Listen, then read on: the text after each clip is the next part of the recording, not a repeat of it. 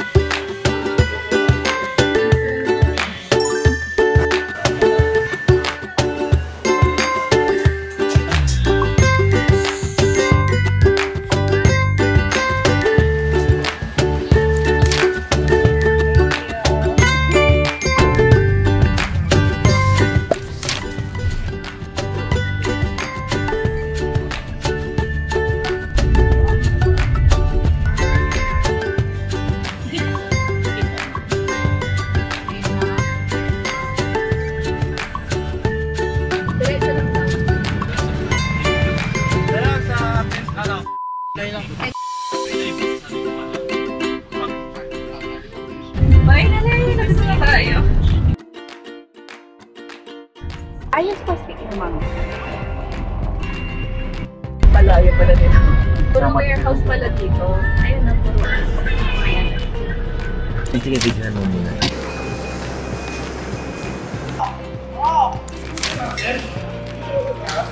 Tanong ko kung kamo lang tawag sa kapwa sa warehouse lang naman.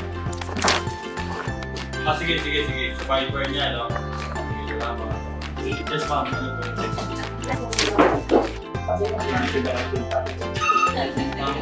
Okay lang po yun.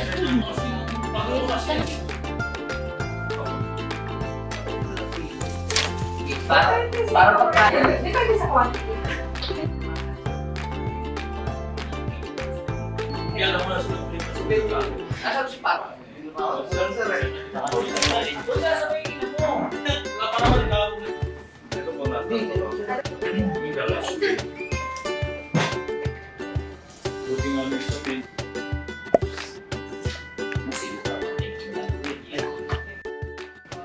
Mag-iwan na niya. Thank you.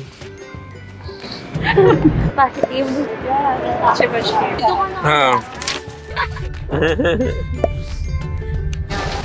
Nakabot ka tayo na wala.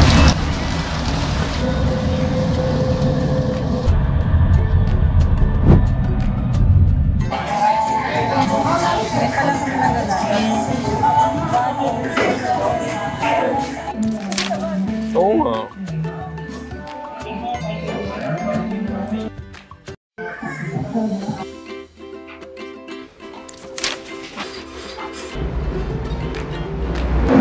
Ayan, katapos namin mag-lunch. But ang next agenda natin ngayon is binisitahin natin yung isa sa aming market. So,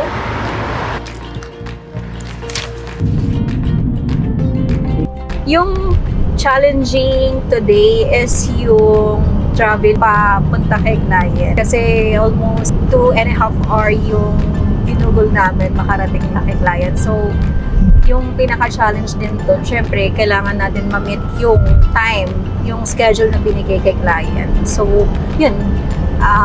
Before lunch or magla-lunch na kami nakarating.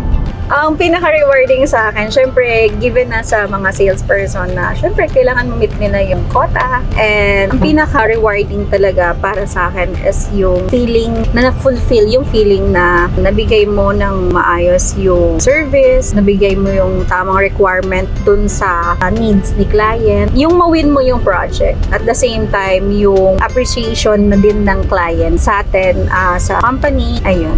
Pero malaking factor yung pagiging positive ko. Pero sometimes, as a human being, talagang mafe-feel mo rin na madadown ka, especially kapag nag-failed ka or na-reject ka. Pero iniisip ko na lang, syempre, na baka meron ka kailangan pang matutunan, may kulang pa. So para sa akin, kapag may mga ganon na may mga rejection or nag-failed ako sa anuman bagay, iniisip ko na lang na hindi pa ngayon, Purna. Wala kang ka-date? Wala ko eh. Mag-work lang ako. Bibisit natin sila, kakamustahin lang. Konting chika-chika lang. Kanarin ako sa'yo sa gate. Sige sir, pasok na ako dyan ah. Sige po. Thank you. Bye-bye po.